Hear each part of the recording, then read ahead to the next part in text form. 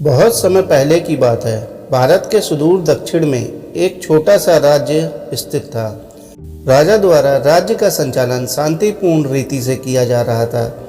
एक दिन अचानक उसे खबर मिली कि एक बड़े राज्य की सेना की एक बड़ी टुकड़ी उसके राज्य पर आक्रमण के लिए आगे बढ़ रही है। वह घबरा गया क्योंकि उसके पास उतना सैन्य बल नहीं था जो इतनी बड़ी सेना का सामना कर सके। उसने अपने सेनापति को बुलाया। सेनापति ने पहले ही हाथ खड़े कर दिए। वह बोला, महाराज, इस युद्ध में हमारी हार निश्चित है। इतनी बड़ी सेना के सामने हमारी सेना का टिक पाना मुश्किल है, इसलिए इस युद्ध को लड़ने का कोई औचित्य नहीं है। हमें अपने सैनिकों के प्राण गंवाने के बजाय पहले ही हार स्वीकार कर लेनी चाहिए। सेनापति की बात सुनकर राजा बहुत निराश हुआ। उसकी चिंता और बढ़ गई। वह समझ नहीं पा रहा था कि करे तो क्या करे। अपनी चिंता से छुटकारा पाने के लिए वह राज्य के संत के पास गया।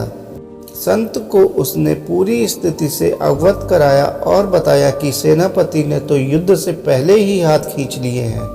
यह सुनकर संत बोले, राजन, ऐसे सेनापति को तो तुरंत उसके पद से हटाकर कारागृह में डाल देना चाहिए।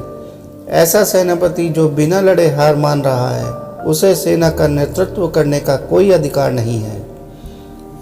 किंतु गुरुवर, यदि मैंने उसे कारागृह में डाल दिया तो सेना का नेतृत्व कौन करेगा?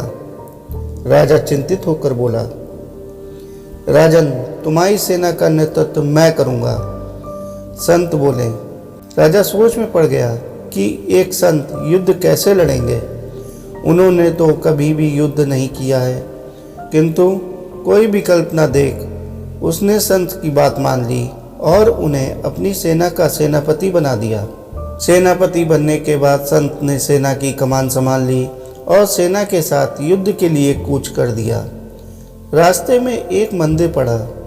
मंदिर के सामने संत ने सेना को रोका और सैनिकों से बोले, यहाँ कुछ देर रुको, मैं मंदिर में जाकर ईश्वर से पूछ कर आता हूँ कि हमें युद्ध में विजय प्राप्त होगी या नहीं। ये सुनकर सैनिकों ने चकित होकर पूछा, मंदिर में तो भगवान की पत्थर की मूर्ति है, वह कैसे बोलेगी? इस पर सेना की कमान संभाल रहे संत ने कहा, मैंने अपनी सारी उम्र देवीय शक्तियों से वार्तालाप किया है, इसलिए ईश्वर से बात कर लूँगा। तुम लोग यहीं रुककर मेरी प्रतीक्षा करो। यह कहकर संत मंदिर में चले गए। कुछ देर बाद जब वे वापस लौटे तो सैनिकों ने पूछा, ईश्वर ने क्या कहा? संत ने उत्तर दिया, ईश्वर ने कहा कि यदि रात में इस मंदिर में प्रकाश दिखाई पड़े तो हमारी विजय निश्चित है।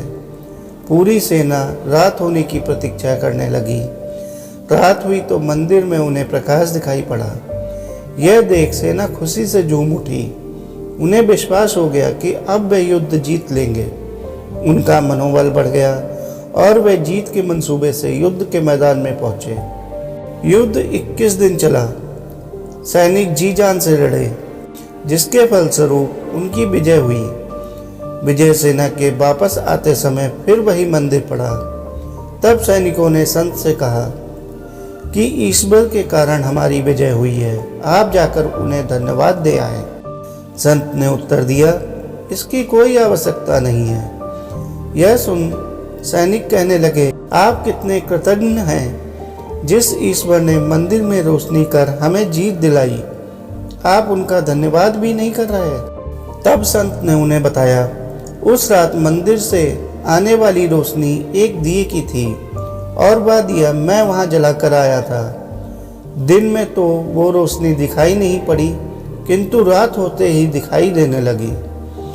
दिए की रोशनी देखकर तुम सब ने मेरी बात पर विश्वास कर लिया कि युद्ध में विजय हमारी ही होगी।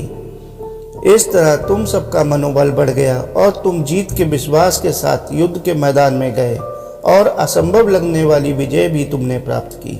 दोस्तों, खुद पर विश्वास रखें और परिश्रम करते रहें। विश्वास की विजय हमेशा होती है। हमारी सोच ही आगे चलकर वास्तविकता का रूप लेती है, इसलिए अपनी सोच पर ध्यान दें। सदा सकारात्मक सोचें ताकि सकारात्मक परिणाम मिले। दोस्तों, आपको यह कहानी कैसी लगी कमेंट करके बताएं और इसी प्रकार की कहानियों के लिए चैनल को लाइक करें, सब्सक्राइब करें। धन्यवाद।